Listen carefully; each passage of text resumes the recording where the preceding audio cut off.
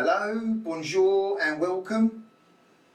Right, this is going to be a quick little video on my rig setup because everyone asks about it and most people get to see is me fucking on it. So I'm actually going to go through what we got here for the actual sim racers out there, or the people that are actually interested in the racing aspect of it. So we'll do a tour. First of all, what we're going to go to, the heart of the matter. This is where all the magic happens. Now this is a PC custom built by Scan Computers. We've got a little COVID who's just come in just to say hello. We're doing a rig tour, COVID. We're doing a rig tour now. Yeah. All right. So yeah, as the label denotes, beast inside. Now, as I say, the purpose of this is twofold really. I originally got it as an editing rig because editing rigs require the same kind of graphic potential as like a gaming rig, so I can use it for two things. So if you see from here, look, I've got it actually all cabled in through, can you see that? It's all cabled in through to the editing rig over there. So I switch between, and you've also got Tank and you've got Kratos, just boys just chilling, right? So anyway, getting back to this. So I use it for editing, but I also use it for gaming. Now, to give you an example of the kind of power that has and why it's so important, a PS5, for example, runs at 60 frames per second when you play, and it's great graphics. Everyone loves it, and that's like the latest sort of game console out at the moment, right? So you're running 60 frames per second on normally a single monitor, 1080 or whatever. I'm running a triple screen monitor race setup, as you can see here. The resolution is 7680 by 1440, and I'm running 120 frames per second on all three. So just gives you an idea of the power of the machine. To give you another example, when editing, I can edit a 30-minute scene in 4K, and render it out in under 3 minutes, right? My old PC, which was still a bit of a beast, would probably take about 3 hours to render out a half-an-hour scene in 4K. So that's the kind of power that we're using there. It's expensive, but at the end of the day, if you don't want any fuck-ups, that's what you need. Right, anyway, so that's the heart of the matter. Onto the rig. So, what we got here? First of all, we'll start from we'll start bottom and work our way up. You've got the rig itself, the base. As anything in life, you need a good foundation before you can build anything decent upon it.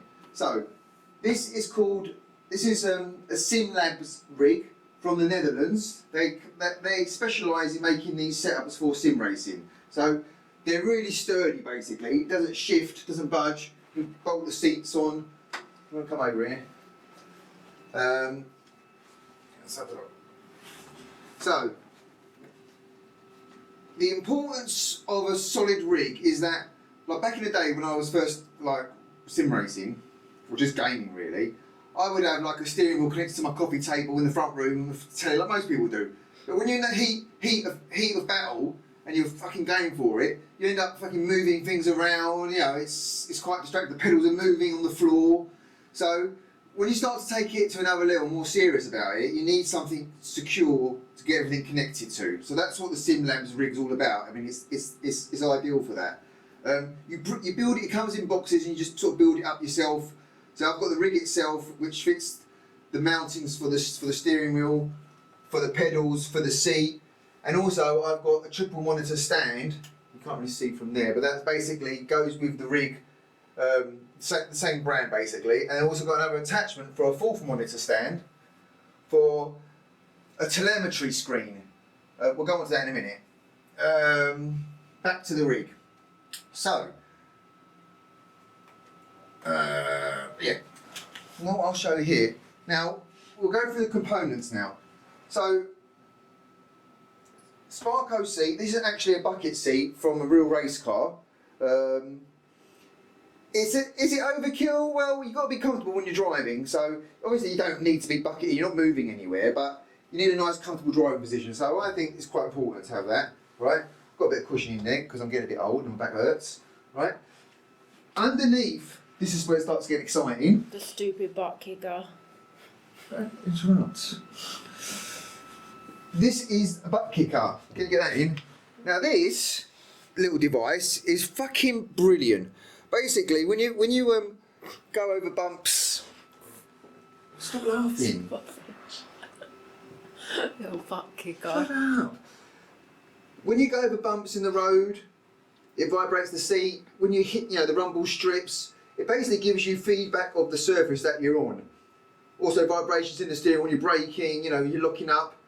It's only a small little thing, but basically it just kicks you up the arse, and that's all it does.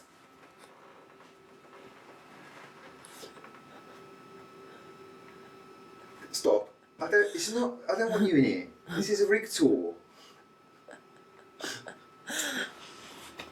From here, let's get to the juicy bits. We've got the steering wheel. Now this is from Fanatec, and it's known as a direct drive wheel. The good thing about direct drives is that basically all the feedback from the sim, all the data basically gets directly directed towards the feedback in the wheel. There's no cogs in between like a middleman that has to interpolate the data and then give it back to you. It's basically all the information is coming direct to you, so the fidelity is fantastic as you're driving. And you can swap the rims out and change them for, I've got a round rim as well for different kinds of cars, for different kinds of tracks. So that's what that is. Down here, you've got your Huizenfeld pedals. Again, once you start getting into all this crap, you realise that the brake pedal is one of the most important aspects. And with Huizenfelds, you can really dial it in. So when you're trail braking, you can get exactly the sort of brake force you need. It's very similar to a real car. You can even program actual cars' braking data into these pedals, so from car to car, you can get a very realistic feel. Really, really impressive. When it all goes to shit, you've got the old panic button here. Right, because sometimes the force field, if you smash the car or something and it goes mental, you bang that and it just shuts it all off, so you don't fucking end up like catching your finger and breaking your thumb or something. You can do that. I don't have the force set up that high, but it's been known to happen when people sprain their wrists and things. So you have a panic button here. Also, no car is complete without your phone holder. You see? This is the control for the butt kicker, intensity and stuff. All right. Obviously, you need a keyboard to access your computer and stuff. So that's just acts as like a little door. See that? Right, anyway, so I think I've covered the heart of the rig itself and the stuff.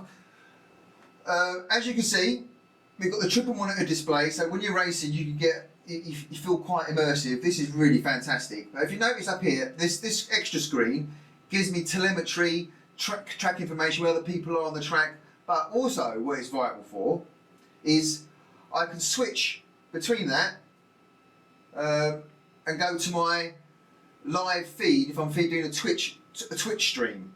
I didn't really talk about that because it's not what this is about, but if you come to here, this little box here allows you to change different scenes whilst you're racing. So now, for example, I could be racing there and that's the stream going out, and then if I want to change that display, I do that so you can just see the actual racing of the cockpit, me talking, or that's like the main one, for example. Do you know what I mean? And then if I want, I can just switch out of that and go back to my telemetry up there as well. So that's all done from the stream deck. It's also useful, like if I want to come out, like and go to my social medias and post something. So I push the social media button, Twitter, yeah, and bang, there's my Twitter, and I can post on my Twitter. I can go where I want. I can go OnlyFans. So So anyway, so that's that. How do I get back now? I've got fucking.